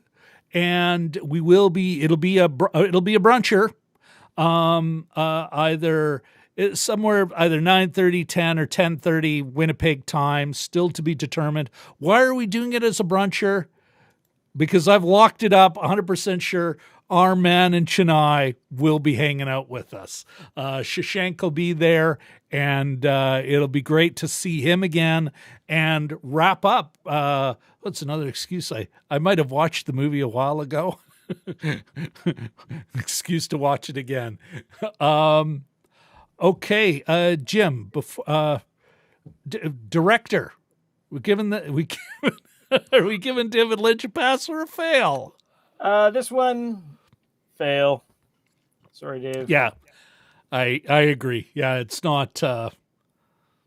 Yeah, sorry, man. Yeah, although I am willing to give some of that failing mark to the guy behind him, probably poking him in the back of the head half the class, Dino De Laurentiis. Yeah. All right. Any wrap up thoughts before we say goodbye to the best chat on the internet and move on with our? Here's something to sink your teeth into. I'm just looking at this now. Anybody who's familiar with the earlier version of Dune, the Jodorowsky, I guess that's how you pronounce his name. There's a documentary. That cast was supposed to include Mick Jagger, Orson Welles, David Carradine, Hervé Villechaize, and Salvador Dali was apparently going to play the Emperor instead of José Ferrer. And I've also heard Gloria Swanson. I just thought that I would still watch that. It'd probably be a big mess. Did you see the documentary Jodorowsky's I haven't, Dune? And I desperately want think it's to now. Jodorowsky. Is it Jodorowsky? Okay. Yeah, maybe. I don't know. I'm like, I gotta admit, there's a part of me kind of going, it'd be as unintelligible, as crazy as and this is what kills me is. Like a lot of these folks that get attracted to it are like, this appeals to my purely creative artist. And it's like, yeah, this is hard sci-fi. And I saw comments in the thing. This isn't actually space opera. This is a criticism of it. This isn't Star Wars. It's not, and it's hard sci-fi. It needs someone who has a passion for hard sci-fi, and who can, unlike, and even though, like I said, I swore about a couple of the choices they've already made in Foundation on Apple TV, but you can kind of go, they're into the subject matter. They are doing their best to make a science fiction miniseries, and more power to them, you know? I will say one more thing. I think we should, I feel bad. Jim, you had sent this to me. Michael, briefly our hero, now not so much. Michael Chabon did say David Lynch's Dune, 1984, is an unholy mess, yet, I love it.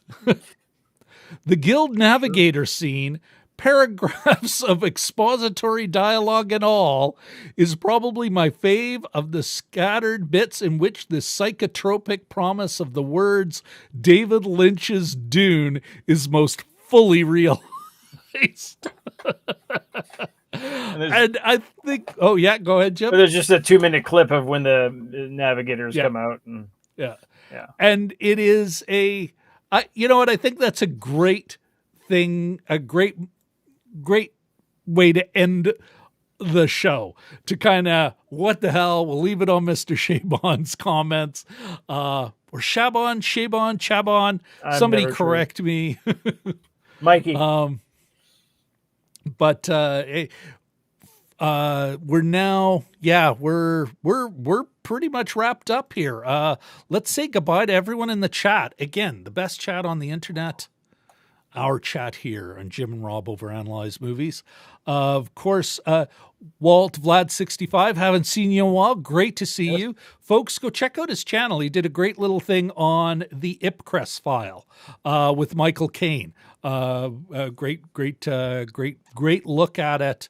Love the way Walt kind of takes some of these older films and contextualizes them and reviews them. It's pretty cool. DMG, dude, once again, thanks for joining us. Thanks for coming on the show. Thanks for giving us what you've got on your radar. Folks, tomorrow in the pinned comment, there will be, when DMG has it out, will be his video. So come and click on that. Who else do we got? Richard L. Great to see you here, man. And you too, Katie. If I can find you here. There you are. Katie Fowler, thank you very much for coming by, for bringing your A game. And yes, thank you for watching the movie and then showing up here and not just swearing at us.